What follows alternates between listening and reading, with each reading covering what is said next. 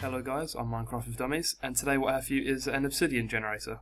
Now this thing is absolutely tiny, as you can see, so you just put your redstone down and it'll just create a piece of obsidian which you can then break, and then you can keep on doing it.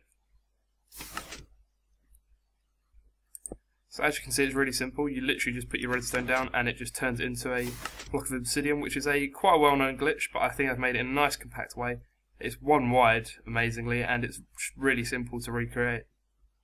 As you can see here, I've used items from the snapshot, so I've used the slime block, but that isn't actually 100% necessary. You can use an old method of a bud instead.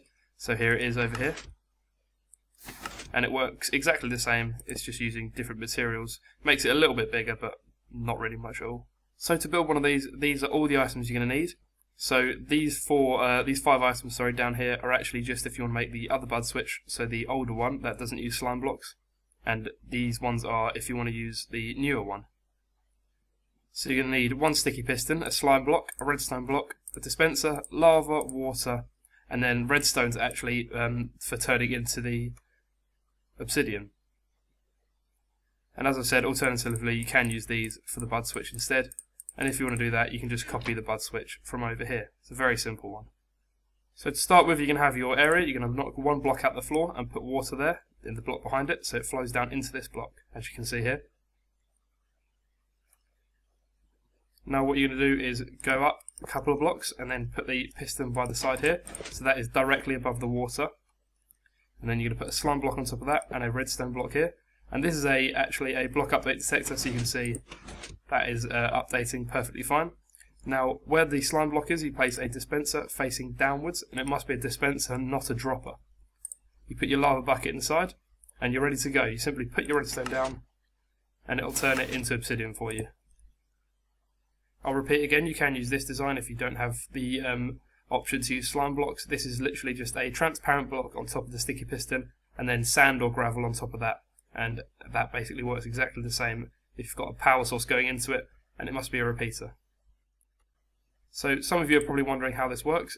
Well, there's been a long-term bug that basically when you have a redstone in front of a water source and then lava goes on top of the redstone, it actually turns the redstone into obsidian.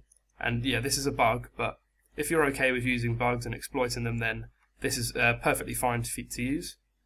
It works in the old, as I said, in the old game and in the new snapshots as well. So it also actually exploits another bug, which is the bud switch. So I'm sure most of you know about them. So basically what's happening is when I place the redstone, it's updating this dispenser, which has the lava in, and that's getting powered because it's getting diagonal power from the redstone block up here. So that's causing the lava to come out. And then once the redstone again turns into obsidian, because the redstone's been removed, that updates the dispenser again, which causes the lava to retract. The reason for the bud switch behind it is simply to reset the dispenser, if you like. It's kind of hard to explain, but if you don't have this there, it will work once, the lava will come out, but if the redstone is updated again, nothing will happen and it won't retract.